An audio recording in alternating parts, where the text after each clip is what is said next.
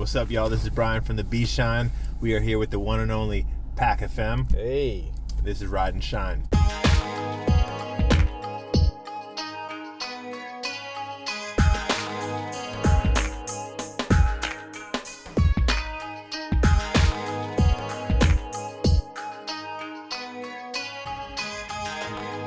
At this point, like, what do you say to people when they ask you, like, oh, what's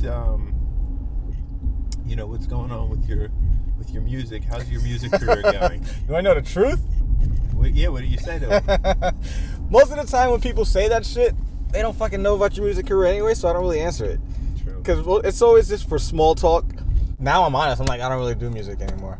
Yeah. Like I do it for fun or whatever, but like I'm not trying to be that guy anymore. And it's just like most people will never either admit that or anything, or they just won't, and they'll just be like, oh, everything's still cool or whatever. But I like doing that because it forces the person to talk about something else.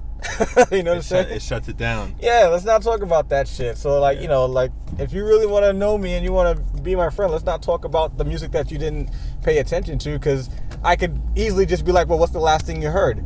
And most of those people will not have an answer, right. Because they're not, when you're in the business, you're not trying to be an active fan of other people's stuff. You just know this person exists and they do music. So that's why when they ask, how's your music? It's because they don't know that you haven't either what you've been up to or that you haven't. Or if somebody is somewhat familiar with your music and has heard things, what would I say? Like, let's say it's somebody that, has been to your shows before, and because I'm coming at it from a perspective of, like, you have, like, a successful career, right, aside from what you do in music. And I think that, the majority of what you do in life is focused around, like, your livelihood. Yeah, my comfort. Yeah. So even somebody saying, like, oh, what are you working on now? What's your, how do you approach that? That's a way different thing. Then I would just say, well, I'm not focused on the music anymore. I'm really focused on my design career.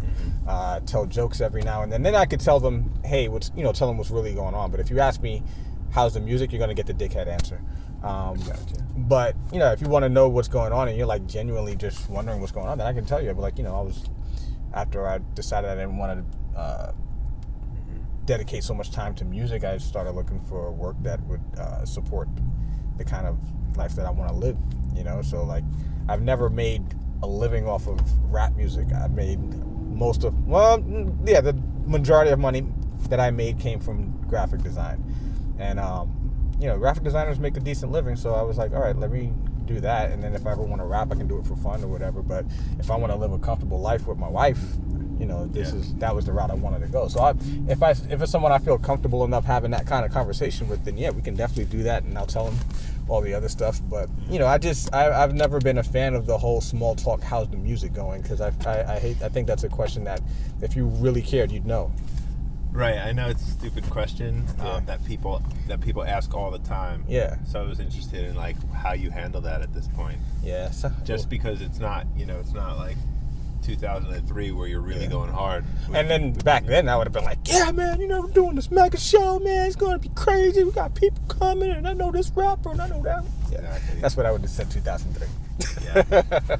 So I was trying to think back on the first time I got familiar with you, your music, and QN5, and I was trying to think about the first time or when I first heard of you and QN5, because it happened together, and the best thing I can think of was from the message board forums. Yeah. Because back in 99, 2000 or so, I was heavy on Philaflava.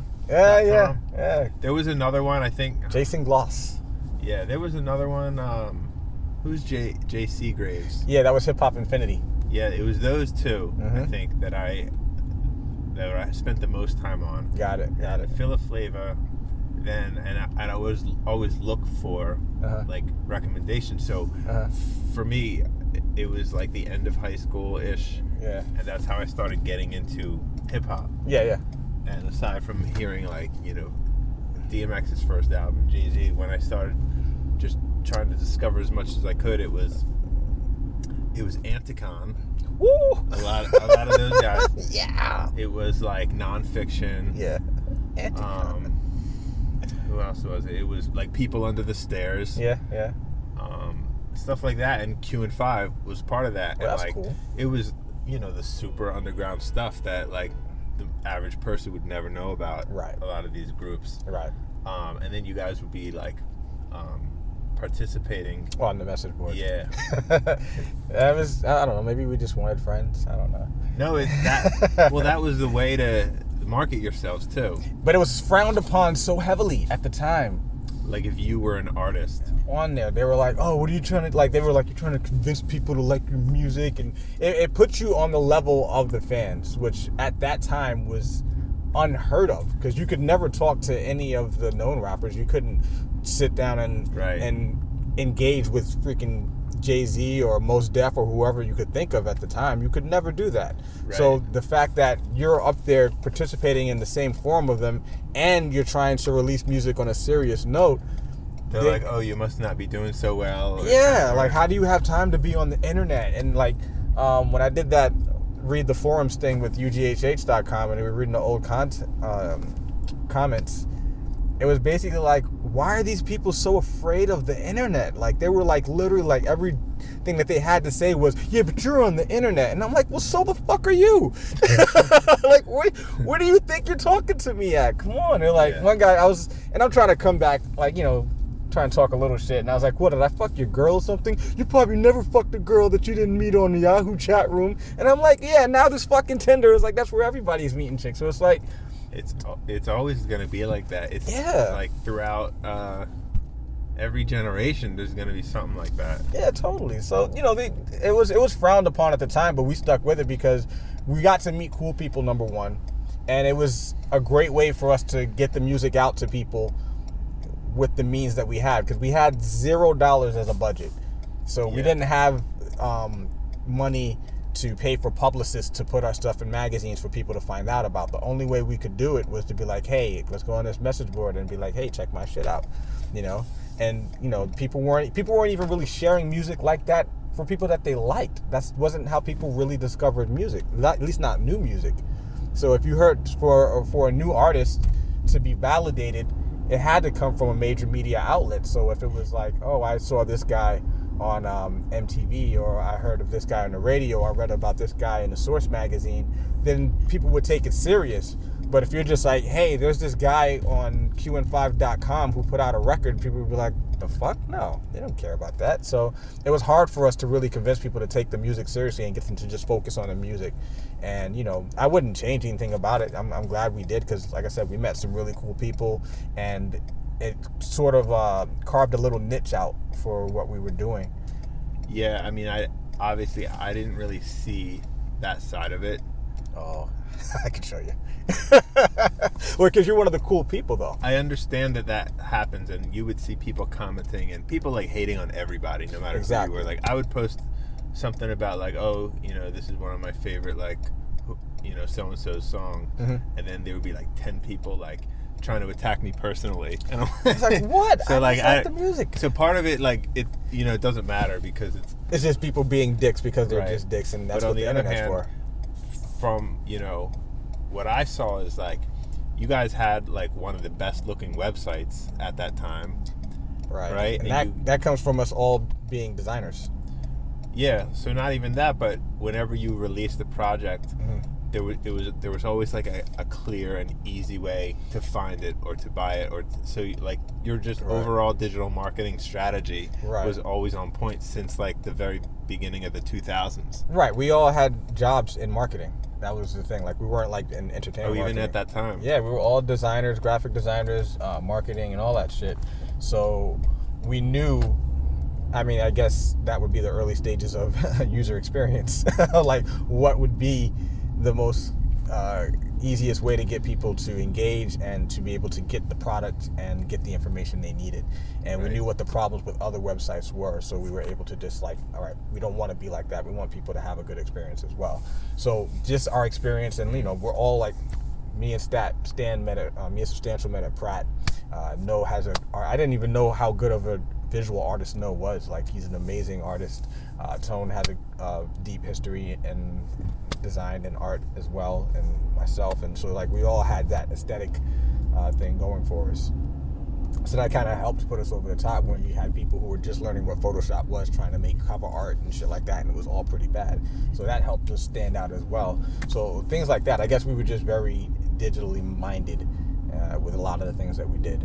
You know, our website, we had a freaking, when we did the extended fan project, we had like a 2-minute animated Flash intro for our website. You know, like yeah, back when Flash was it was working. Yeah, when you could use Flash on sites. Yeah, no, and it was like really impressive when you saw a site that had Flash. Exactly. So we tried to use all the outlets that we could take advantage of. We had videos on our site from, you know, the real streaming media, and just learning how to do all that stuff as it was developing. Yeah, it was always like official. We tried. What's it called? But I liked, you know, I feel like QN5 music is great. I would want to say, like, it's great introductory music to people that say they don't like hip hop, right? Definitely. Oh yeah, without a doubt. Because it's easy to listen to and it's easy to understand, and a lot of it's music friendly. Like, it's not just hard beats and cats rapping. A lot of the samples we use are very musical. You can tell there's like a deep Radiohead influence in a lot of the music and just that type of stuff. A lot of the stuff Tone Deaf did and kind of Linguist did was very melodic.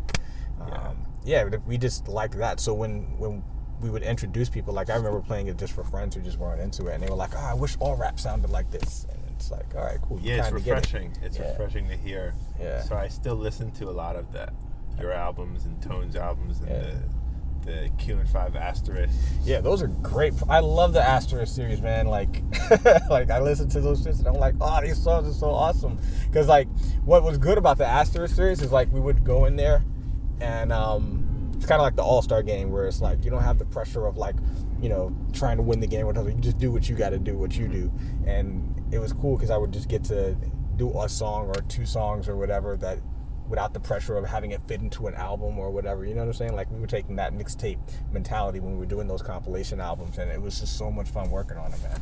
Love those things. Yeah, that sounds like it was fun. Yeah. There's so many lines, but one line that sticks out was on the Basic song when you said, I rap how the people that started this pictured it. Yeah. That was dope to me. Yeah, I remember when because I was probably having conversations about shit like that at the time, and I was like, how did they imagine it would evolve? Like, I'm pretty sure from the Onyx era, they really weren't picturing Lil Uzi Vert and Lil Yachty in 20 years. You know what I'm saying? Like, so like that's what I was trying to say. I was trying to convey, like, you know, this is how people imagined rap to evolve and stuff like that. Yeah, it's like, you know, they would be proud to see how lyricists developed in that way. I would hope so. And it was around the time when, rappers have been rapping about whack rappers since the late 70s and early 80s. Well, the most part, yeah, because they had to battle each other, yeah. That's always been there, but... it's like an MCs. Yeah, but you were talking around the time when you had, like, Nelly was really popular. Right. And, like, a lot of this it was really when the mainstream started putting on a lot of talentless artists to make money, and then that line hit where, you know, this is how the people that started pictured it as far as like lyricism and beats and rhymes. It's funny, if you listen to like a Nelly album now, that shit would sound amazing. Like Chingy and all that, compared to where it's at now. You're like, yo, Chingy was dope. He wasn't, but but I can listen to the songs like Right There and Nelly songs and enjoy them, and especially in the club, sometimes it'll make you want to dance. You kind of get it now. Yeah, but I really don't get the new stuff now. It's not. It's weird. I don't know what it's gonna take because I keep trying, but I just don't. I don't understand. Yeah, I don't think I'm gonna catch up to that one. I'm just gonna let this. This what 40 years of music for me to enjoy that I haven't even heard all of it yet. I'm good. Yeah, I'm just listening to a lot of soul music now. I'm going back to like Marvin Gaye and yeah. There's so much music out there, man. There's not even a real reason to complain. Like, you don't have to listen to what's out. Just find shit that you like and enjoy it. Like, now I listen to Spotify on like random and listen to like the recommendations and all that stuff, and I'm just finding so much new shit, rap wise, not rap, classical, jazz, whatever the fuck. I'm listening to so much great shit, and I'm happy about it. Well, so when did you guys feel like as a collective on the QN5 thing, where you started really like making some noise, like, oh, like people are really liking this, we could really do something? Megashow, that's what the first one.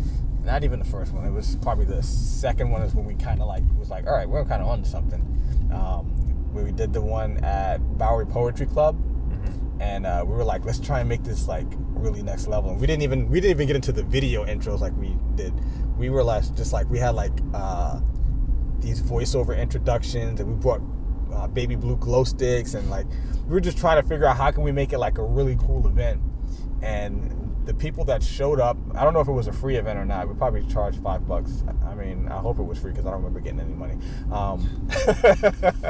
But I just remember like the people showed up and they were like super supportive, and they like really just wanted to be there. And at that time, like, you would go to a show and you would wonder, why are the people there? Like, they're not having a good time. It seemed like they were just annoyed at being at these shows. Like, they would just be there standing there looking around and complaining about shit.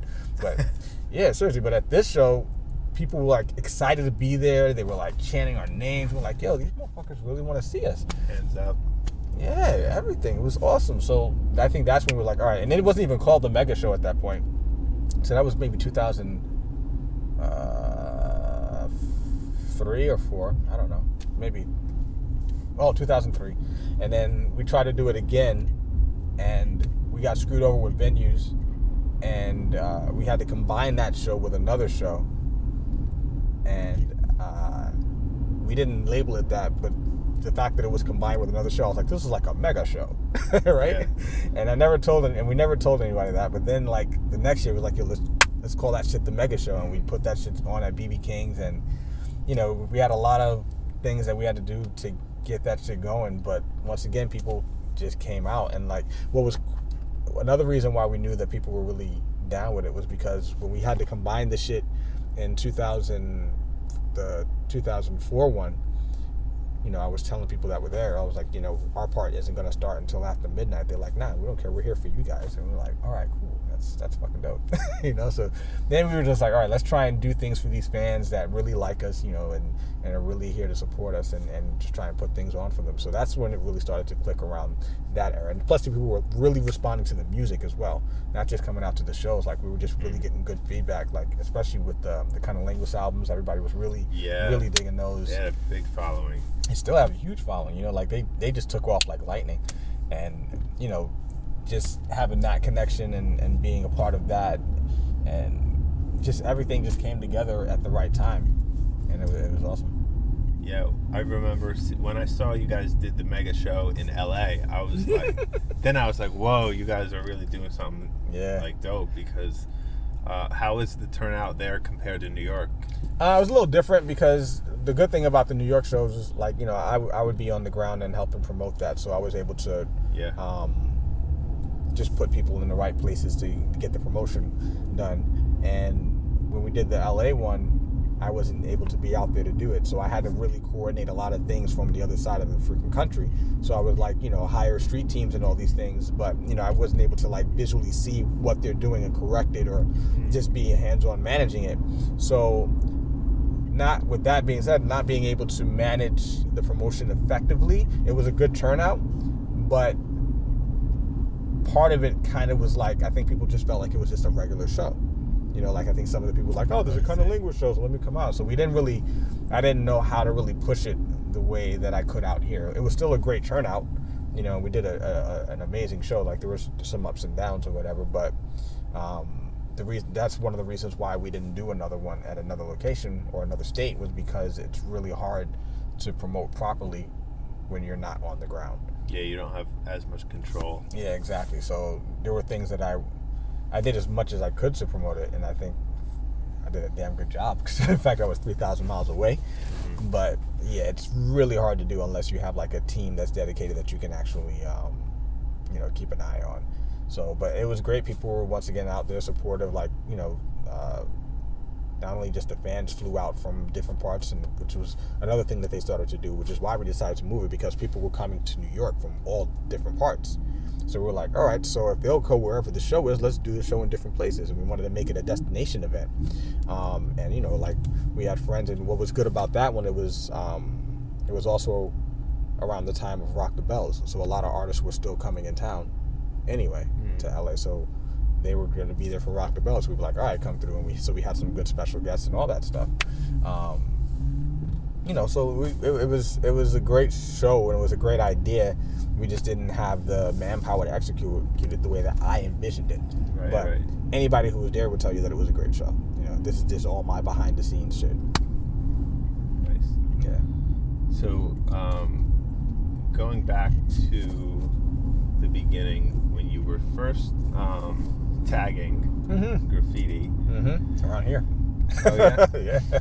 Is there do you have pictures, or is there a piece of work that you've done that like you're most proud of, or anything like that? I mean, I have sketches from when I was in high school still, but like I was a vandal mostly. I would go around tagging up. I never took pictures of my shit because back in those days there was no Instagram and all that, so it's kind of, unless you're doing like a really blockbuster piece, it's kind of dumb to take pictures of shit that you vandalized and get in trouble for it, walking around with a camera of the evidence. You know what I'm saying? Like, you don't want to do that shit. So I was more into tagging up and doing throwies and shit. I was good at pieces because I was in art school, but I didn't really get up on, like, do walls and murals and stuff like that. I didn't have the patience. Mm-hmm. So, I would just go up and I would do throwies, and I made a little bit of a name for myself, more than I even knew, because, like, when I would meet other writers, they were like, oh yeah, I've seen your shit up. Or like, people that I meet now that used to write back in the days that I didn't even know they were writing back then, were like, yeah, I used to see your shit up all the time. Because, I wouldn't be in school, and my parents were super strict, so I wouldn't be able to really go out at night. So for me to tag up, I would have to cut school, and I would be doing, like, you see that wall over there, no one else can see it, but like underneath New York Design, I would just walk up to that right now and just tag up on it. In the daylight. Yeah, I didn't give a fuck. Because by the time I'm finished, what are you gonna do? It's already up there, So that was my motto was, once you put your finger on that nozzle, you're caught. So you might as well finish it. So I would just do it during the day, and then I end up getting a job at McDonald's, so I would have to be there at 6 a.m. So I told my mother I had to be there at 3 a.m. So I had 3 hours of nighttime bombing at that time. You know what I'm saying? So I'd be like, all right, so from 3 to 6, I can tag up anywhere in the route to work. So you were waking up? Yeah, I would get up 3 o'clock in the morning, and she had no idea. I was like, yeah, I have to be there at 3. There's a delivery coming or whatever, and she didn't give a fuck.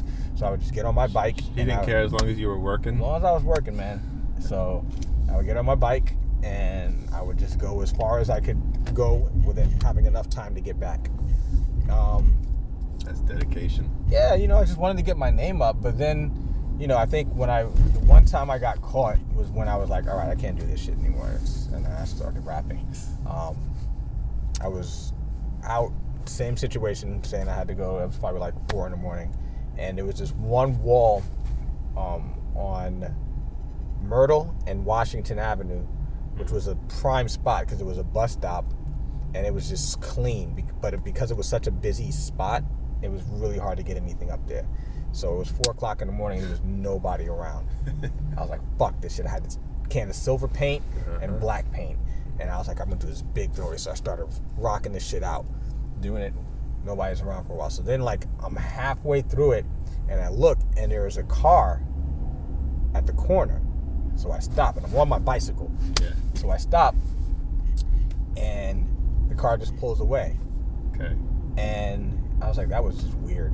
And then there was a cop. Then I started finishing up a little bit, and then a cop car pulls up to the corner. And I was like, that fucking car, he called the cops. So I literally looked at the cops, and then they saw me, and I got on my bicycle, and I started hauling ass. And they were like, whoop, whoop. And they started chasing me. So they're chasing me up this side street. Yeah. And I'm on a fucking bicycle, and they're in a cop car. So they're literally just like cat and mousing me at this point. So I'm going as fast as I can. This is the first time I ever used gears on a bike. I'm like shifting gears. I was like, oh shit, I'm going faster. It didn't matter. So then they pull up beside me, open up the door with the guns drawn. Whoa. Get off the fucking bike. And I was like, oh shit. So I stopped and I get off, but and I think he said like get against the wall or whatever. So I took another rule that I had was if you ever get caught, take the nozzle off the can. So this way you weren't doing anything. How can I paint? There's no nozzles on this shit. I'm just carrying this shit. So I somehow was able to get the nozzles off the cans. And he's like, what are you doing? I was like, I was just walking around. And he's like, yo, if I would have saw something silver, I would have shot you, right?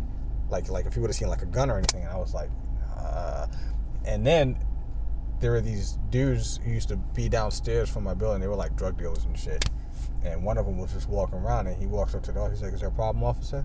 And he was like, I don't remember exactly what he said. And the guy was like, nah, leave him alone. He's a good kid. He's not causing any trouble or whatever. And they decided to let me go. I got saved by a drug dealer.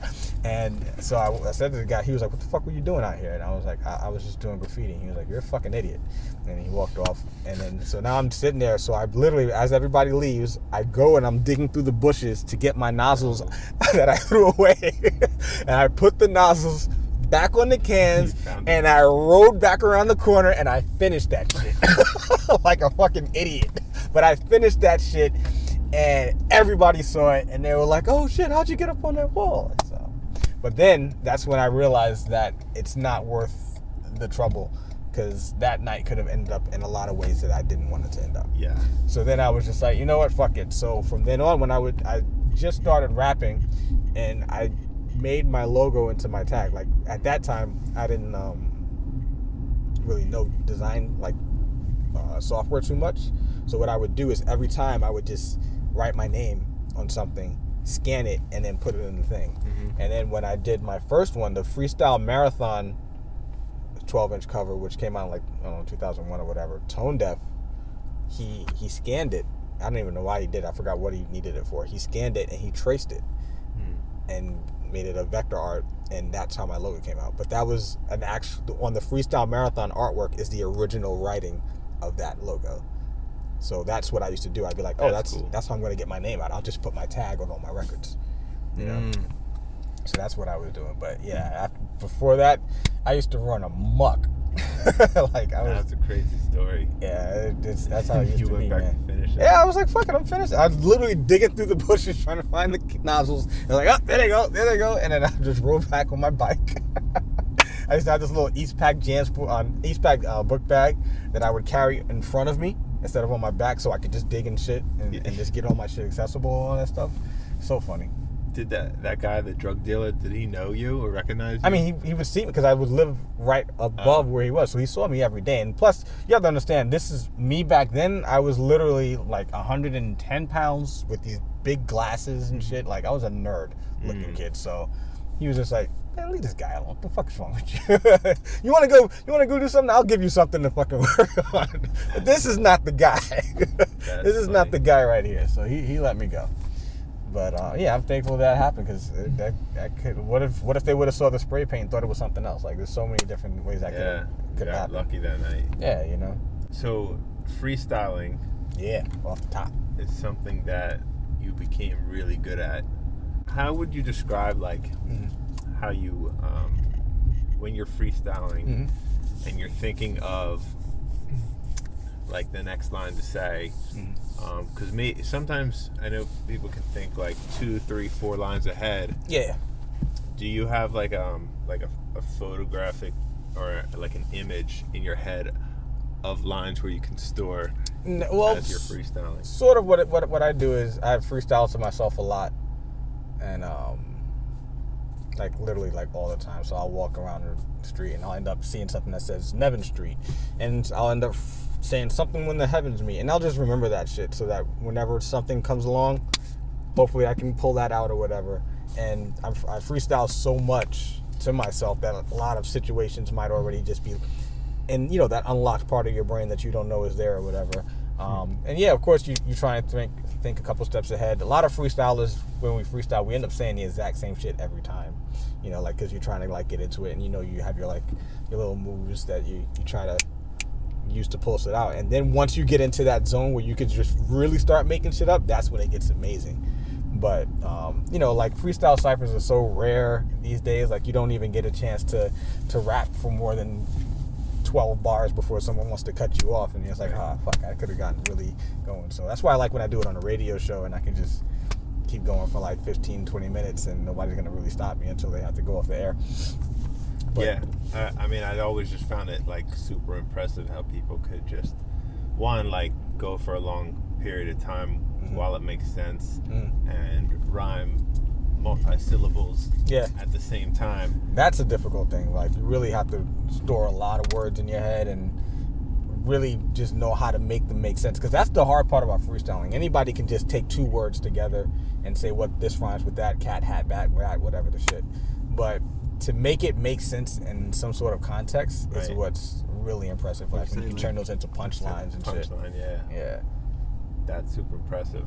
Yeah. So then how would you explain how there's certain verses that you've recorded that you don't write down? Like 98% of them. 98% of what you recorded was never written down anywhere. It was just something that you kind of like wrote in your head and just I make them all up as I go along. I mean, whatever. Like I never sit down to write. And the ones that the ones that I have actually written down wasn't that I was sitting down making them up and writing it down as I thought up of it. It was, all right, I'm on the way to record this shit and I'm just finishing this and I'm not going to remember it unless I write it down. Right. So it's basically more of just a recording tactic to be able to not spend an hour and a half in the booth. And I remember I had a conversation with Tone the other day. We were talking about something about, breath control or something like that. And he was trying to be like, he was like, yeah, well, sometimes when you're in the booth, you take like 1,000,000 takes and blah, blah, blah. And I was like, well, you have to understand, I've never even heard this verse before most of the times.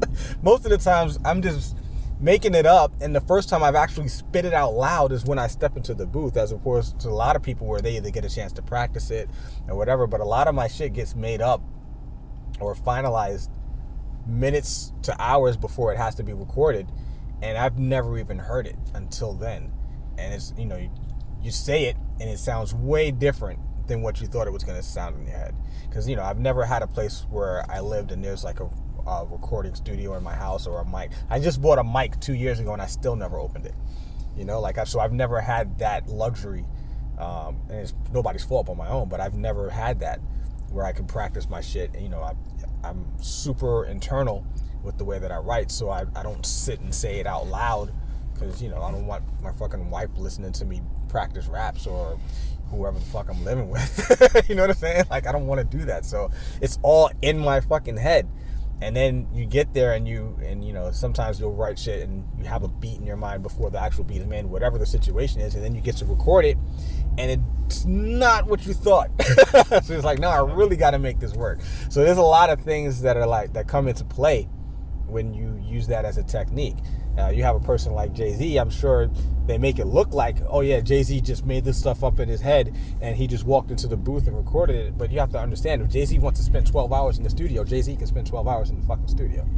Right. You know what I'm saying? So there's or he could have been practicing something in his head for 6 months. Exactly. And they say, oh, he never wrote it down. Right, exactly. So there's ways to do it, and everybody has their own technique and everybody has their own way of writing or whatever. But for me, I'm always just coming up with something or trying to work on something. Like will you listen to a beat, or do you Yeah, I write to the beat that I like. Sometimes even if it's not the beat for the song, I like to the beat that I like.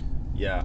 So you'll just kind of come up with something and then build upon that and just keep redoing it over your head, build on that, and you'll just have it down. And it mostly came from when I was younger. Like I hated taking notes. I never liked writing anything down.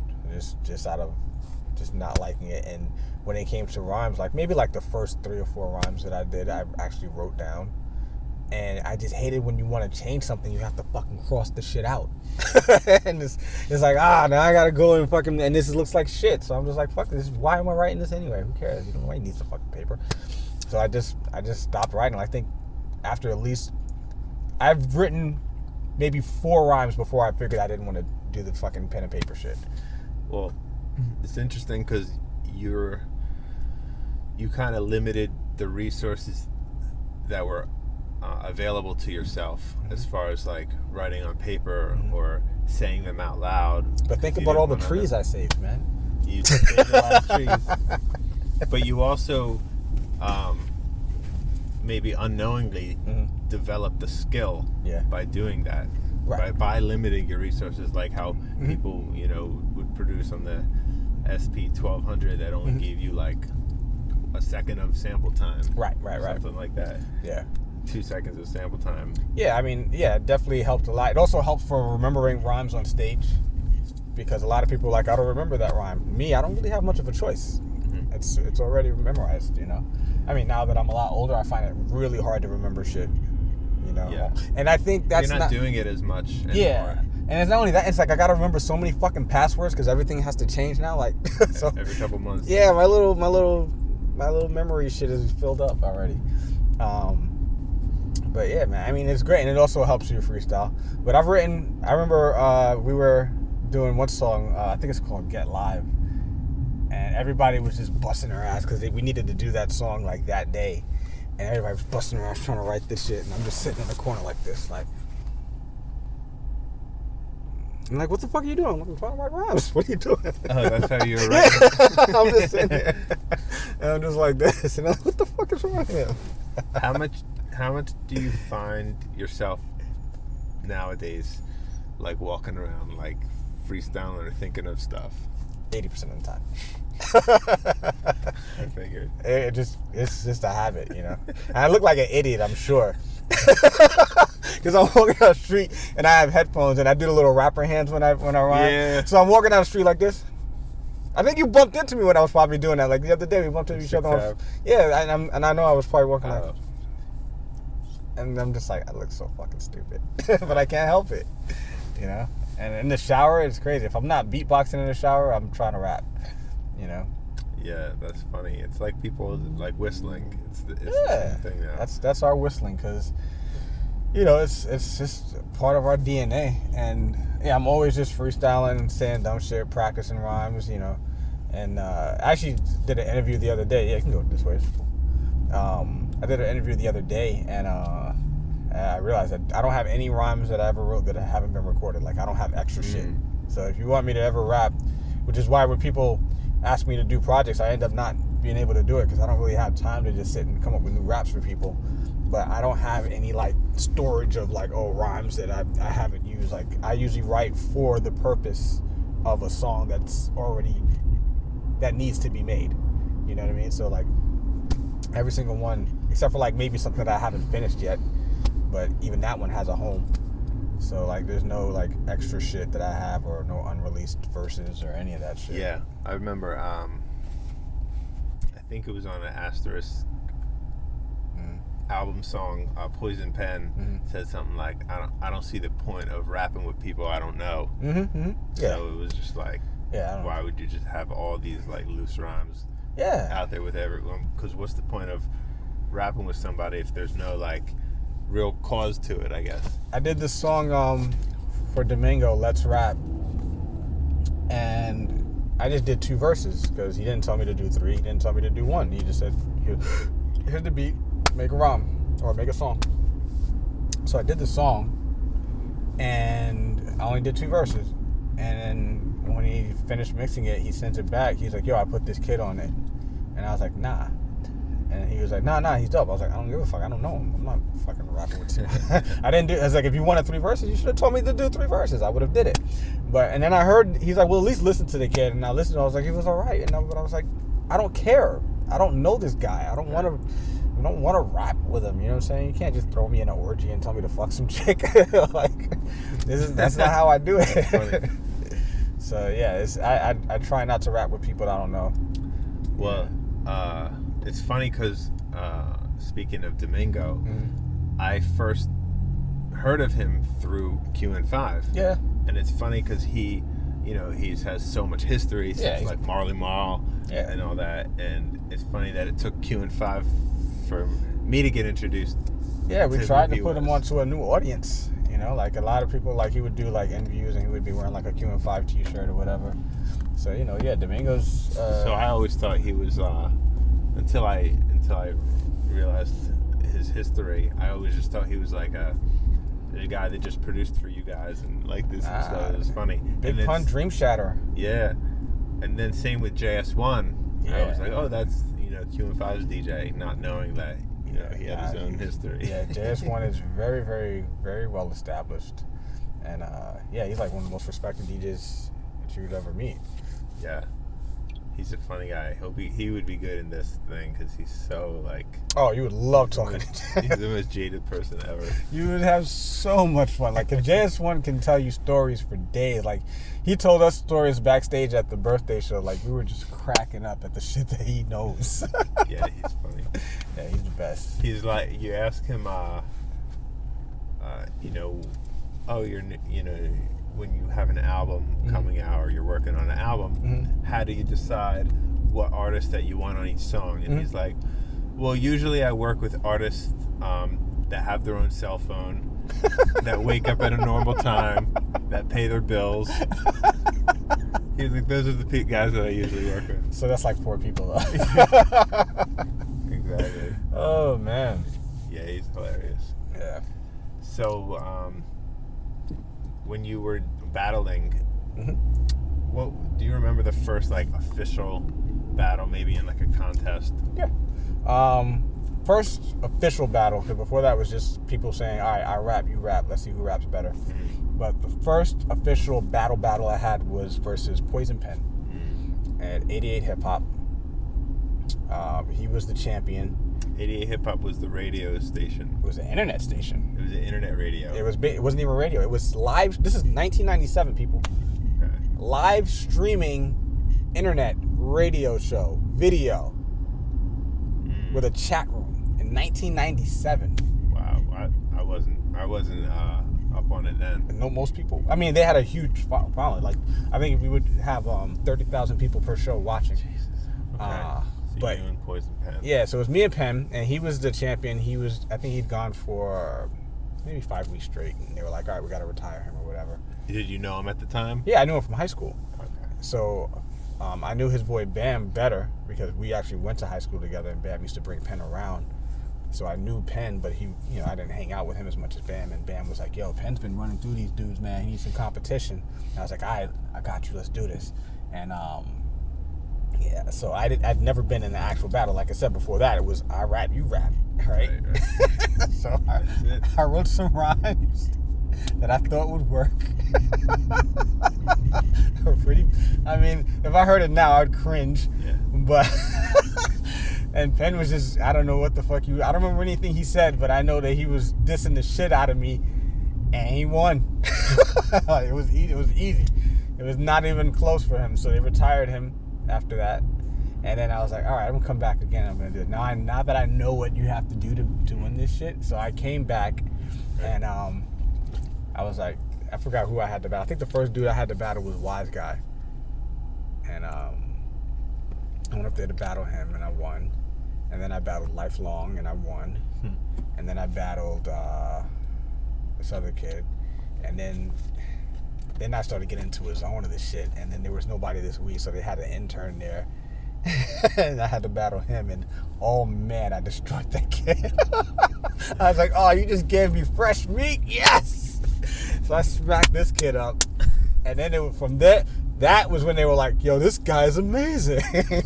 But it wasn't that I was amazing, it was because the kid didn't rap, and it was easy. So bad. Yeah. And it was around the time the Cannabis was coming around, talking, I'll battle you, whatever, right? So then they were like, all right, we're going to get him to battle Cannabis. And I showed up, and Cannabis wasn't there. They were like, yeah, Cannabis isn't coming. We got this guy, Eminem. And I was like, nah. Really? Yeah. It was Eminem and Royce was up there. And I was like, nah, I don't really know. Nah. And so, it was just like some dude you didn't know of. I knew of Eminem. Yeah, I knew of him. But, you know, he clearly wasn't, like, super famous because he's doing 88 hip-hop. Yeah. But it was him and Royce. And 97, 98. And then, no, this was 97, so. Yeah. And him and Royce, they were freestyling, and I was like, yeah, that guy's fucking amazing.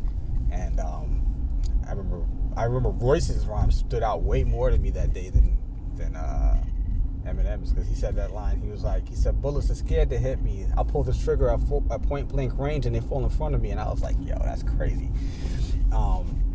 So yeah, so then, so they just kept bringing people for me to battle.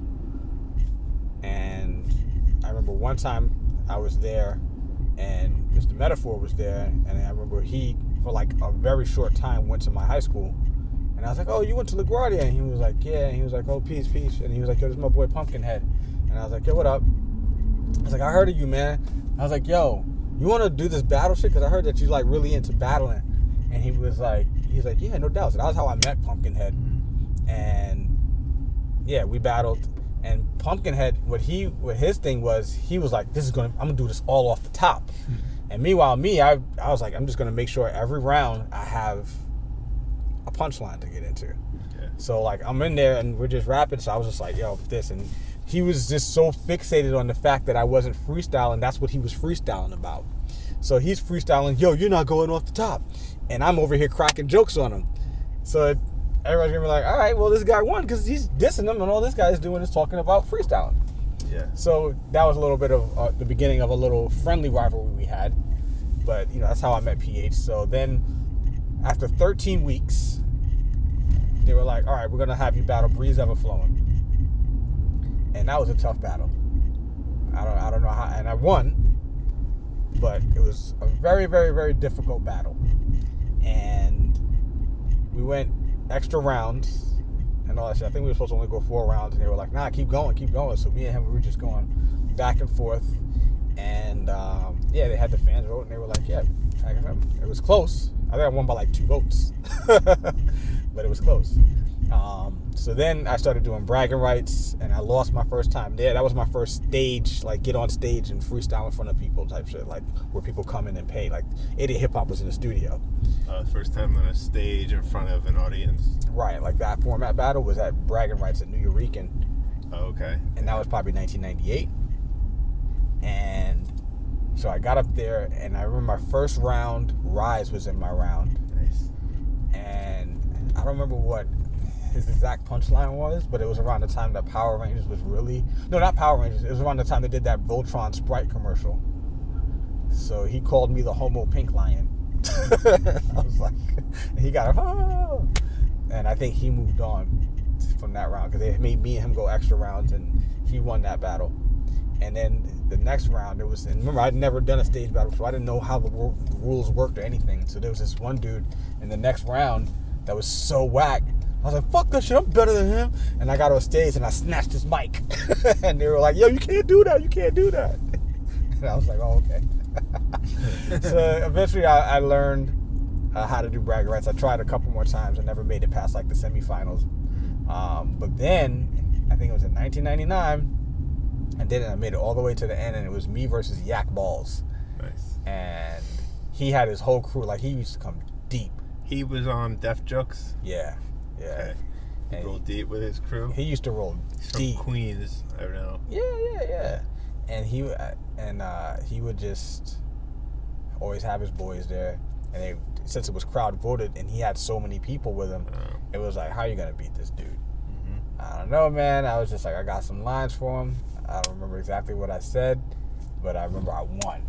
Wow. And I was like, yes, that was it. I was like, all right, I got this shit. I can do this battle shit.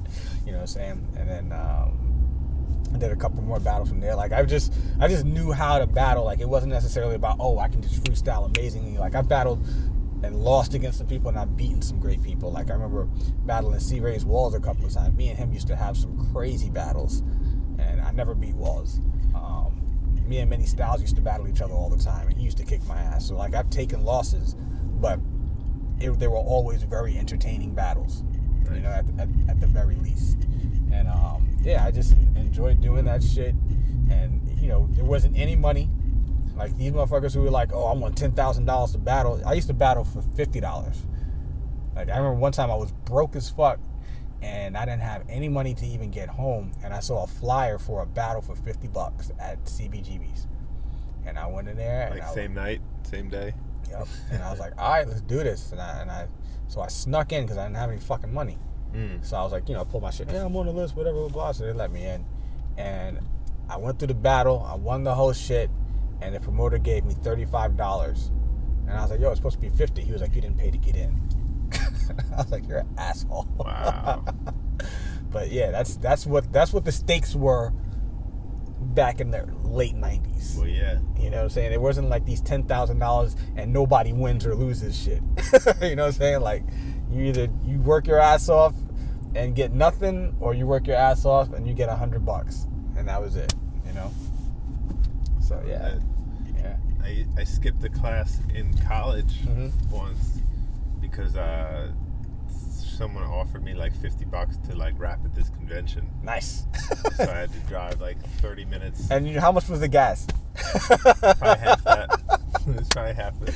All right. But it was like you do that for like little amounts. Yeah. When you're like getting started. Fuck yeah, Like, and then I remember I battled in college. I used to do these battles, and the kids I went to Brooklyn College, and nobody was really rapping in that school.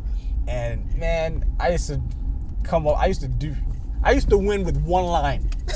Like, they would do their whole shit, and I would just come up with a punchline as the first line, and everybody would be like, oh my God. And it'd be so loud, it's like, I can't rap no more. And they're like, yo, he said his clothes are old. They couldn't hear the next like 6 bars. I couldn't say shit. I'd be like, all right, fuck it. That's funny. So what did you learn as far as like what that technique was to win battles? It was like you had to have a punchline, you had to speak simple and clear that the audience could understand. Yeah, don't worry about anything after that punchline. That's it. Just get to that line somehow. And I would reuse lines or whatever. The one I used to always use was a battle you sitting down because you so whack it I can't stand you. And I would be sitting down when I say it. Like, I would be sitting down during the whole person's rhyme. So like, battling is supposed to face off. So I would be sitting down on the floor like this while the cats are rhyming. Right. And then like looking bored as fuck. Yeah. And then when it got to my turn, I would say like 4 lines, and then I'd be like, I'll battle you sitting down because you so whack that I can't stand you. Okay. Oh! Every fucking time. Easy one. And then but you learn like to take advantage of the shit that people are doing or things that they would do. And I would like to use props. Like, I wouldn't just rhyme. It had to be like something else about it, because that's what everybody's doing. Everybody's rhyming, and somebody's gonna be fucking better at you than freestyling. So what are you gonna do? You're gonna take that risk and just freestyle and see who's better? No, you want to win this shit. Do what the fuck you gotta do. So I would like, if I battle a girl, I remember one time this girl, and I had like a disposable camera in my pocket, just randomly, I don't even know why, but I had one. So like before I started rhyming, I said like this, and I took a picture of her and shit, and then I like started cracking jokes on that. I battled apathy, and I wrapped him up in caution tape for nothing. It didn't even have anything to do with a rhyme, but it was just like, all right, what can I do to make this different and make people just remember me? You know what I'm saying? So that's what I learned was it wasn't always just about your rhymes. You had to throw more into it, because everybody can fucking rap at that point. Everybody there is ready to fucking freestyle and diss you. And then you have to also know how to use what they say about you and answer that shit back. Like if they hit you with a line, have something for it. So that's where you have to know how to freestyle. So if someone says something about your shoes, make sure that you can say something about your foot in their ass. You know what I'm saying? Whatever the fuck you can do. So that it was trial and error, and you learned a lot of shit like that. Yeah. And then you stuck with what was getting the responses. Mm-hmm. Yeah. The responses was more about the theatrics, and then a lot like my vocal range was really bad. Like, I didn't learn how to like rap well on stage for years. So like you wouldn't even hear a lot of the shit I was saying anyway. So I knew, like, get that line out clear. Don't worry about the rest of them. Let them cheer over that shit. You got 30 seconds. You don't necessarily have to rap for 30 seconds straight either. You can get that line out, and you can stop, and you can save yourself 10 seconds. Whatever you can do to just make it memorable. Yeah. How many years did you go to Scribble Jam? We went to Scribble Jam. I think the first one we went to was in 2004. And I might have did like 3 or 4 of them. But what was dope was... Did you battle? Yeah, I battled the first one I went to. And I shouldn't have. We weren't there to battle. We were there to sell merch and do a show, because before the big battle, we were fucking smart. Before the big battle, they didn't have any performers. They just were like, all right, they had their little things going on this stage over here. This was going over here. DJs maybe playing. But before the battle, there wasn't really anything going on the main stage. Mm-hmm. And you had about 10,000 people there. So we spoke to the dude throwing. He was like, yo, who goes on before the battle? He was like, nobody. He was like, can we go on? Mm-hmm. And they were like, yeah. So we would go on in front of 10,000 fucking people. Who were just waiting for something to start. Yeah, and it was easy. Boom. Nice. So we did that a couple times. But the first year I went there, they're like, oh, we need someone else. We were trying to get all these, because there was a lot of us there. Juice was there, Breeze was there. A lot of good battle rappers were there. Rhyme Fest. Nice. And they're like, we need one more person for the battle. So fucking Slug and Brother Ali come up to me. They're like, yo, you should do the battle. And I'm like, nah. And they're like, yo, we did it. I was like, you did? Slug was like, yeah, I did this shit the first time I came here. I was like, word? All right, I'll do it. No, I didn't come there to battle, and I hadn't battled in like 3 or 4 years. So I was like, all right, I'm going to do this shit. And they also did the same, and they got Deacon to battle too. Deacon the villain, he was in it. So they had me and Deacon, and SOS was in it too. So they got all of us to do this fucking battle. And I had battled this kid named Your Mama's Pimp. I think his name is Black Pegasus, so I forgot. But he signed up as Your Mama's Pimp. Colorado. Yeah, that guy. So, yeah, I wasn't prepared. I went up there with no energy because I'm trying to do I don't give a fuck about this shit battle. Mm-hmm. And I'm thinking the lines, and it just wasn't working. I got booed at one point because they were just like, boo. They were booing everybody that night, but they definitely booed me. And I had like one line that worked, but the rest of it, and it wasn't that he was necessarily killing it. It's just that I was not bringing shit to the table. So that was when I think Tone was like, you should never battle again, Pack. He's like, that needs to be your last battle ever. Well, none of your battles I've ever seen on footage of. Good. I've seen like Atmosphere at Scribble Jam battles. That battle I just spoke about is online. That's on YouTube. You can watch me lose. Okay. But there's like 4 battles of me online. That's why I didn't know if you had ever. I knew you went to Scribble Jam and like sold merch and probably performed, but I didn't know that. I actually battled. Yeah, I battled. That's actually when I met Juice. Was at that Scribble Jam because he was there too, and yeah, me and him headed off right away, and he ended up. Did he win that night? No, he lost to the same guy. Yeah, I don't know. He lost to that guy Black Pegasus that night. But it was cool. And when I was battling, there was no YouTube, so there was no. All right, put your footage up and see how dope it was. Yeah. None of that shit existed. YouTube came out in 2005, I think. Yeah. Yeah, so it wasn't even around. So, it is what it is. Well, there's footage from earlier Scribble Jams. Yeah, but they were uploaded later. They weren't like at the time like, oh, this is what. So it was just what people were like, oh, I have this Eminem, or this was an amazing battle. Let me put it up. It wasn't like, oh, this is 2 guys who battled in round 1. You know what I'm saying? Right. Oh, I see. Yeah. I always thought that like all the battles were recorded because there's so many up there. Yeah, they are all recorded, but they're not all up there. Yeah. They're not all. They're battles that just never make it see the light of day. Yeah. And it was cool, but I had way more fun watching the battles, like watching Ilmac and Swan and Thesaurus and Bo Rat and all those guys, Awkwards. Like watching those guys battle was lots of fun. Yeah, there were some amazing battles. Hell yeah, but trying to do it was not fun. Not for me. Like I was the equivalent of like if Dominique Wilkins tried to play basketball now. That's what I was. So what was your take on, you're doing it in New York and you're seeing all these artists. You got many styles. Yeah. Breeze Everflowing, Immortal Technique. Me and Tech battled a lot. Nice. I didn't beat Tech. He's very disrespectful in his battles. Yeah, that was great about it. Yeah. Yeah. So then was that the first time you saw like all these guys from the West Coast and you're like, wow, like why are there so many? Yeah, that's the first time I actually encountered them, Yeah. And their take was a way different take than ours. Like their freestyle, they really relied heavily on the freestyle part of it and the cracking jokes. We were more like, yeah, these are fucking punchlines about how I'm gonna decapitate you, motherfucker. Yeah. As opposed to then they're like, oh yeah, this guy's fat and old. Like it was way different approach to it of being disrespectful. Yeah. I guess. And they had like this like multi-syllable. Yeah, they were doing the compound, like, all right, this rhymes with this, and this rhymes with this, and this one. Like, the best was fucking this guy, Immaculate. He could come up with some very well put together rhymes very, very fast. Yeah. Like, watching that guy with his rebuttals, it was like, what the fuck? He just said that to you. He just said it. How did you make that up so fast?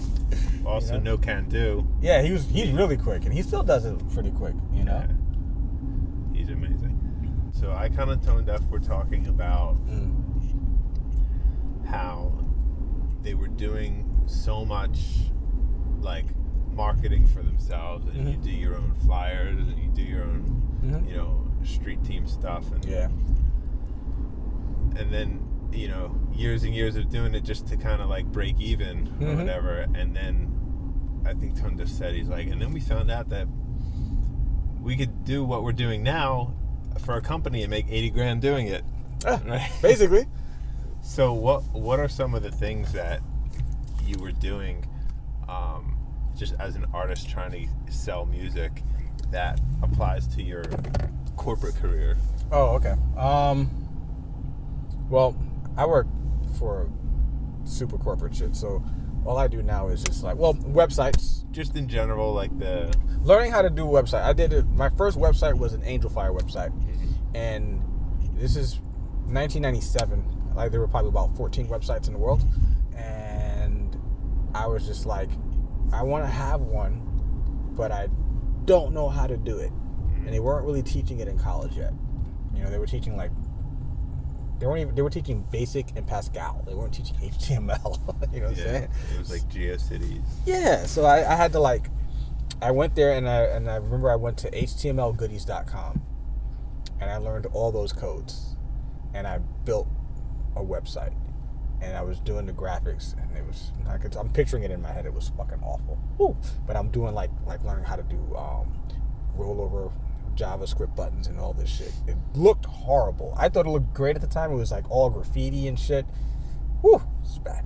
But I'm over here. I'm thinking about all the shit I do. I was doing fucking transparent background buttons with rollovers that did all this shit and all this. And this is like in 1997. So like teaching myself how to do websites back then is a skill that transfers over now, because as horrible as it was, now I know how to do shit really easily and make shit work properly, which even though people have jobs doing it, a lot of people don't know how to fucking do it. So that's a skill that I picked up.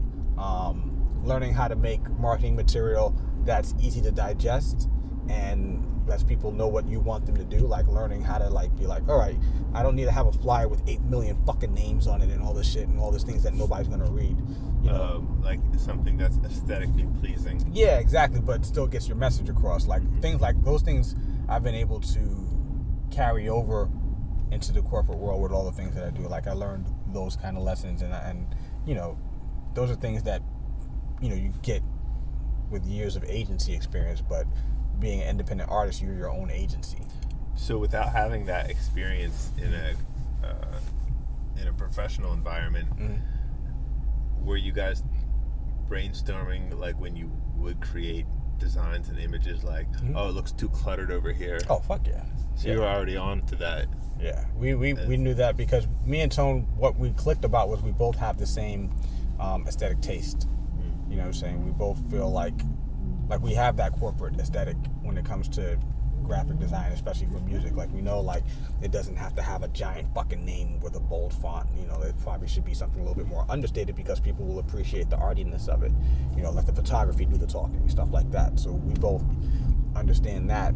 So when we would do things, you know, and he's more of a creative director and I'm more of a production artist. So like, you know, he would be like, all right, yeah, we should do this, blah, blah, and I would be able to execute it, whatever. So that was the relationship we kind of had when it comes to like creating marketing materials or any sort of artwork that we did for the QN5. Yeah.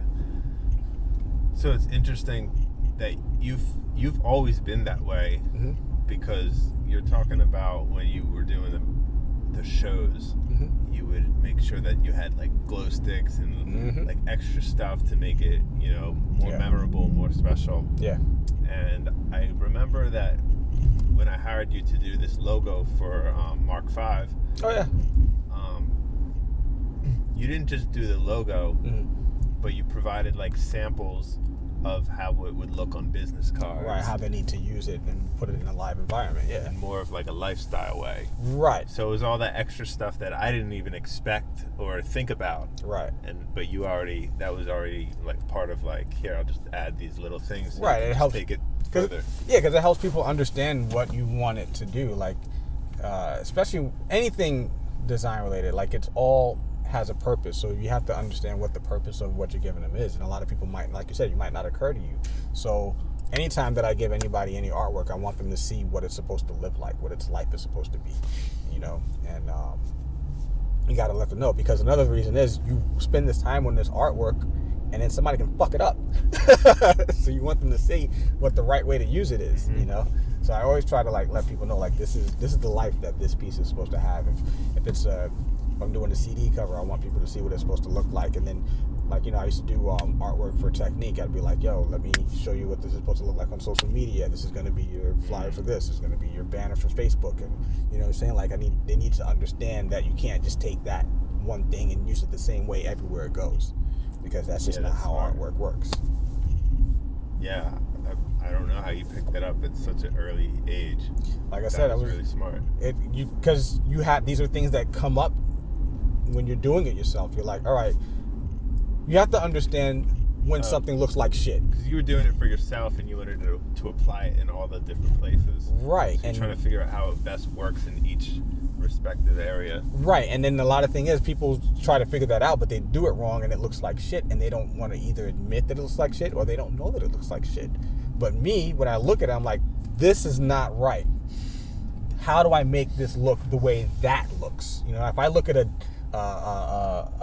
campaign for Redman who's grimy as fuck, but all his marketing is clean, how do I make my shit look like that? What's the difference between this and that? All right, well, number one, my artwork isn't properly sized for this. Theirs goes like this or whatever. So, all right, fine. Number two, they're not using a web font.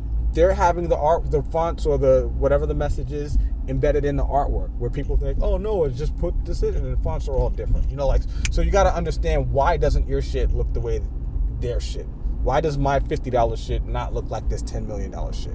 Because they didn't spend $10 million on a font. They just knew how to use it right. You know what I'm saying? So that's the process that I usually have with it. Right. They hired someone who knew what the fuck they were doing. Yeah. On like net 90 terms. Yeah. We'll get to you later. Exactly. That's the artist's life, though. Like, to me, it doesn't matter if I get a 10 hits on a video or a million hits. None of that shit is going to change my life. None of those things are life-changing to me.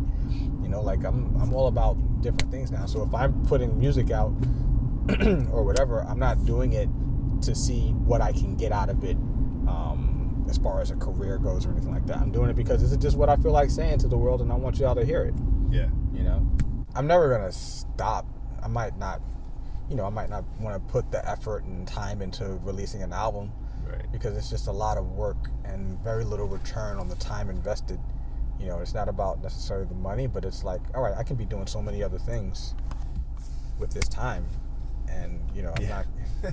There's so many other things I could be doing right now, and I'm over here fucking trying to make 150 people download an MP3. Yeah, that's true. It's like, very true. Fuck it, man. You know, there's more to life, and I'm thankful for the 150 people that do it, but you know, I gotta live my life at some point. Yeah. You know. Is there a story behind that line where you said this would have been the single if Domingo picked his phone up? Oh, fuck yeah. That was for Sire? Absolutely positive. Absolutely positive, yeah. And yeah, that motherfucker does not answer his fucking... And it was hard doing that I fucking hate rappers project. It was supposed to be all Domingo. Yeah. And I don't know, I think there was just like some internal shit going on between him and QN5 at the time, and I just couldn't get him to do anything. And you know, it wasn't because of me. It wasn't like he had beef with me, but it was just really hard to get in touch with him. So like, he would still give me beats. He'd be like, yo, this beat is perfect for you. Rap over this. Yeah. You know, he did some amazing songs on the album. He did Nasty. He did Sire. Absolutely Positive. I don't even remember what else, but like Take Our Place. Like, he did some amazing work on the record. and it really shaped the actual aesthetic of the album as well. But yeah, all those are like my favorites. Oh, that's dope. Yeah, see, he made some great shit, but like as far as getting it like done on time and stuff like that, it was just like, oh, come on, man, could you just do it? He was like, yeah, I'm gonna do it tomorrow. And I'm like, no, you're not. You're not made for a funny line, though. Yeah, that's great. So I'm glad people like were able to pick up on it. Like, and you can kind of get the gist of what I was saying, you know. Like, and he had no problem. Like, he even added the sound effect in there. Like, he was like, yeah, that's funny because you know that's what the relationship at the time was, you know. So it's the truth. A lot of the things I say, like when I write rhymes, is they're all based on real shit. You know, even if it sounds like it's one of those hyperbolic, is that a word? Yeah. I don't know. Yeah, if it sounds like something like that, it's actually based on an experience that I had that's almost spot on to that shit, you know? Like Excuses? Oh, yeah. I mean, that's clearly blown up, but yeah, me and Icon had, we were both notoriously late people then. I've learned since then, I don't know if he has, but I do not like to be late anymore. And I get very, very upset when people are late because it's just not cool to do that to people's time. But back then, I used to literally, like the line that I said, maybe I make them think that I had a dream that I was at work already. Yeah. That fucking happened to me. I was supposed to be to work at like 11, and I woke up, and like in my dream, I'm like answering phones and all this shit. And then I wake up, and it was 2 o'clock in the afternoon, and I was like, oh shit. You woke up at 2? Yeah, Holy shit. I was like, oh, this fucking sucks. What am I gonna do? Nah, he'd never believe that. Yeah. I don't know if I told my boss that, but I was just like, this fucking sucks. Like, I literally dreamt that I was at work answering phones. Yeah, so why get up? Yeah. All right, That's so. the worst kind of sleep. Fun fact. I lived around here. So where are we? This is like Brownsville area. Brownsville, East New York. But remember, I was like, what is that, Pitkin over there? Yeah. That is where I had my very first rap show ever. That's why that place looks so familiar to me. Nice. Yes, Pitkin Avenue. There was a girl in college. She was having a fashion show, and I was a DJ at the radio station at that time. And she was like, "Oh, do you want to rap at my show?" And I liked her, and I wanted to, impress her. And I went there, and nobody cared that I was rapping. It was horrible. Like, I was rhyming over the Roots. I forgot what song it was. It was the dun dun dun dun dun dun dun dun dun dun dun dun. Dynamite? I don't remember the name of the song, but all I know is nobody gave a fuck that I was on stage. They probably had the best conversations of their life during those 15 minutes of horror for me. Yeah. So yeah, that's where I had my first show ever back there. I recently went to this karaoke spot in Astoria, and there were some really good singers there. Yeah. And each time somebody did a song, they would like cheer, clap for everyone. Okay, cool. Yeah. Everyone's whatever. And I go, I sign up to do Forgot About Dre. And like, which I'm sure you can pull off pretty well. Yeah. So I'm on the list at like number 15. Yeah. 10 people go. I'm still at 15. Like 10 more people go. I'm at like 12 now in position. Then I go back up to 15 after a few more, and then I say something to the bartenders. Yeah. And I'm like, yo, like, what's going on with this? And then she bumps me up to the first. And then I killed Forgot About Dre. It was probably like the best one I ever did. Yeah. And some people were looking, some whatever. And then I finished, and it was just like dead silent. And I was like, oh, that's heartbreaking. I was like, I felt like I was at like some like club that it was only for singers. Right? Still, man. It was so weird. At least. Yeah, it was really weird, and I'm just like, I know that I did really well on this song. And you were feeling it too, bro. You were like, yes! Yeah, I know for a fact, and but the fact that like nobody said a word, and they just acted like nothing happened, and then the next person comes on and sings like a Madonna song, Oh, and they all go crazy. Oh my god. And I'm just like, this is probably just like a singers only thing. Maybe. It's like, this is weird, and then I had to leave. Wow. That's like one of my nightmares, man. To have like no reaction. I also have a reoccurring nightmare of I'm doing a show and there's a lot of people there, and like I'm going up at a good slot or whatever. But you ever been to a show where it's like a good momentum, but then there's like a changeover or something that breaks the momentum and then everybody disperses?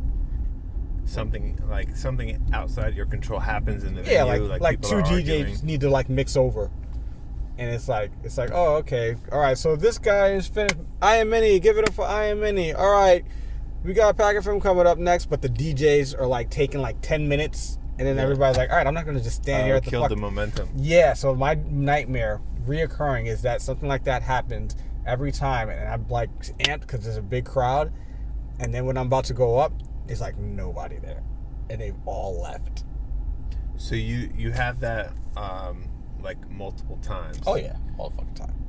Usually when I have a show coming up. About like you're about to come up. Yes.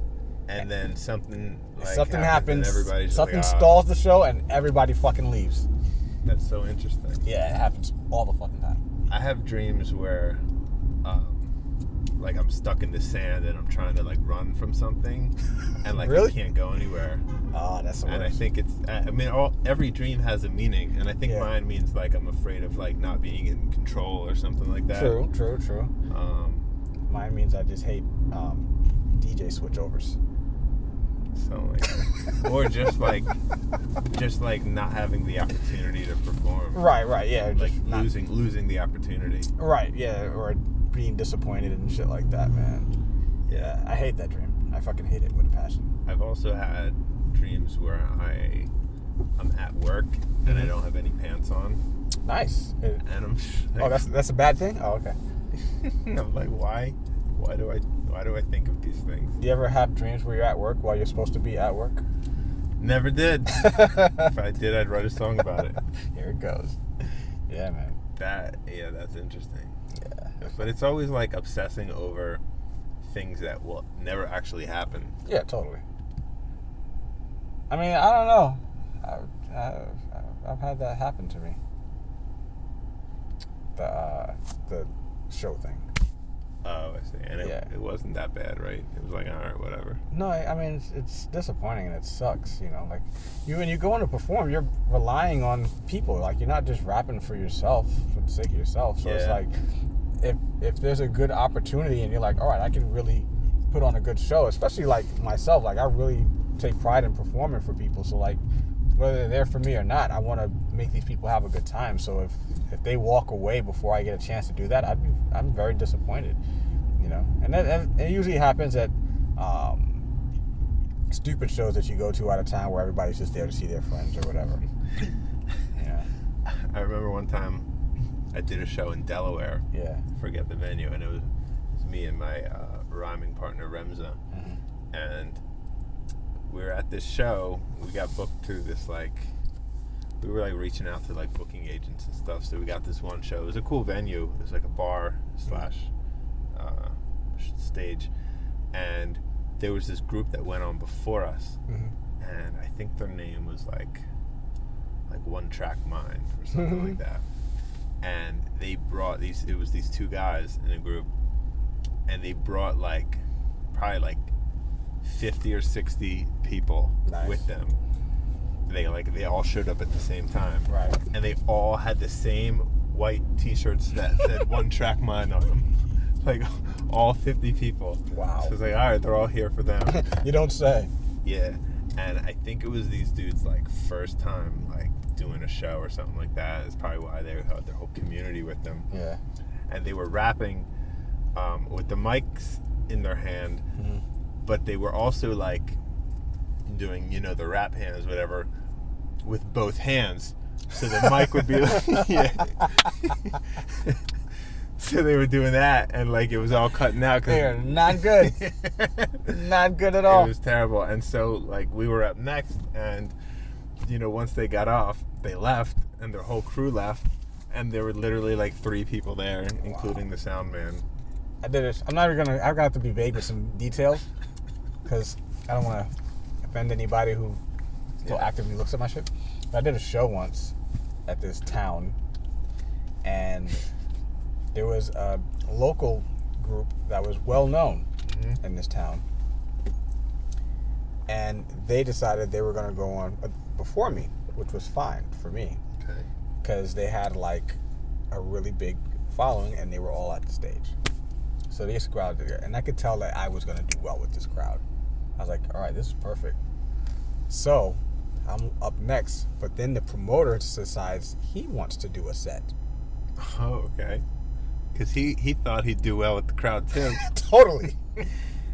When he was done, there was like 2 people left at the stage.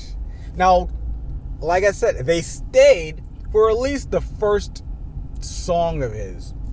Whereas, I know that if I would have been out there, I would have at least had the first song and they would have stayed. No, by the time he was done, 2 fucking people were there. He went on for a while? I think he did about a 15-minute set. Okay. Yeah. And so I had to rap for 2 people when he was finished. I got paid a lot of money for the show, so I'm like, it's kind of like an up and down thing, but I was just like, really? Really? You know, and I think that happened to me. I can't forget where else that happened to me. What did he do? Was he any good? No, he was not good at all. Oh, that's why they left. Yeah, he was bad. Really, really, really, really, really not good. People need to just stick with their thing. Like, when I was doing B-Shine, I mean, I've been doing it for like 7 years, and I just started putting out like little clips of videos of like me rapping when I did a video. Like, all these people are just like, yo, I never knew you did this. Yeah. And, yo, it's because I'm not trying to like capitalize on. I'm not trying to be like, oh, yo, by the way, I rap too, and like this. Right. And that. It feels like a conflict of interest in a way, but you're dope. That's the difference, though. Like, you're good. Whereas if someone's watching you, they're not going to walk away, or they're not going to be like, I'm never going to watch another one of his interviews if he raps like, you know what I'm saying? Like, you're good enough. This guy was not good enough to do any of that shit. Well, even so, like, that's his night to promote and be the promoter. Got it. Yeah, totally. Not to get on and do shit. Yeah. You know, and I know, like, I've had situations like that a couple of times where it's just like, all right. But yeah, if he's paying and it's like, what, you know, all right, fine. If you want to do your little set, do your set. It was whatever. Like, you know, I needed the money bad that night too. Like, I've charged people a lot of money to do some really shitty shows when I think about it. Like, it's like, they're like, how much you want? And you say the price, because, you know, you're just going to say your asking price. Yeah. And they're like, all right, cool. And then they fly you out, and you get there, and there's nobody there. Like, I did a birthday party for this girl once in San Diego. She was having a birthday party. Not even a show. She was having a private birthday party. And I met her at Lollapalooza. Okay. And she was whatever. And she was just like, yeah, you know, I'm having a birthday party. You were dope. You want to perform? And I was like, yeah. And she was like, how much would you charge? And I told her a price with a comma in it. And she was like, all right, cool. And she sent me the money, and she flew me out. Nice. And so I go, and she's like, all right, you can rap now. And I go up there, and I start. Let's put it like this. This is where the bar was, and this is where the stage was. Everybody was at the bar the entire time. And then I'm rapping. I was like, why am I doing this shit? Yeah. Why am I? Do your songs, Yeah, get check, and join everyone at the bar. Yeah, and then after everyone was like, I don't think we understood that you were just rapping for, like, I don't think anybody knew that it was like a show. Like, you should go up there and do it again. And I was like, that's not your fault to set everybody up. And yeah. And but they said to me, he's like, you should go do it again. And I was like, no, it's not going to happen. Do it again. Totally not doing that. I'm going to take this money and I'm going to go the fuck home. That's funny. Yeah. Oh, well, it happens, huh? But I've also had some really great shows, like amazing shows that I got paid nothing for. You know, like there have been times where like, all right, there's this show happening out in whatever fucking city. All right, can I get down? Yeah. All right. And I fucking go out there on my own money just for the thrill of rocking that show. You guys did Lollapalooza, didn't you? Yeah, that was a contest that, it was a weird contest, actually. It was, they had voting online, right? I'll put my name. I'm not going to incriminate anybody else. They had voting online, And in the hip hop category, there was a couple of people. So I knew a guy who was really good at coding, and he came up with a script that would automate votes at a certain rate. Nice. But then everybody somehow found a script. I'm like, how all these rappers all of a sudden know coders? So everybody just started faking votes. Yeah. Right? So then they changed the rules, and they had to start the contest over again. So I didn't make it into the finals for the whole thing, but Tone did. Mm-hmm. So then they flew us out to Chicago for the finals. And everybody in there is like a band. Yeah. And they're like, all right, so you're coming to load in to do sound check. And they're like, all right, where's your equipment? And we handed them a CD player. And they were like, all right. That's all So you then, need. yeah, so we did the show off with the fucking CD player. And we won. We bodied that shit. Nice. So then we got to perform at Lollapalooza. Yeah, on one of the main stages too. That's dope. Yeah, it was pretty fucking cool. You know what I really liked was at your 40th birthday show. Yeah. You're like, first of all, you were like very much on time with the schedule, and towards the end, you're like, all right, we got 10 minutes left, so we're gonna use this 10 minutes. Yeah, right? I got 10 minutes. Let's do something. Exactly. And then you did the basically like whoever wanted to come up, that was within part of the extended fam. Totally. Came up and freestyled. Mm-hmm. Just everyone just kind of freestyled at the end of the show, and Yeah. I was like, I almost forgot that shows used to have that. Yeah. I was like, holy shit, this is so cool. And That's what Lyricist Lounge used to do. yeah, but it totally brought me back because I forgot, I haven't seen that in years. I know. And I was like, oh, that's so nice. And then you had like Arch Rival and Poison Pen and I Am Many up there. Yeah, it was dope because, like, I only want my friends to rap at my shows. Like, that was one of the things I was making it a very good. Let's go down to Bedford and we cut down. Okay. But that was one of the things I wanted to make it a huge point to do, was not have 1 million people on the bill for this show. Yeah. Because everybody's like, oh, I've got this 90s rapper. I told you about this, man. And I just wanted it to be like me and people that I care about. And that's it. Yeah.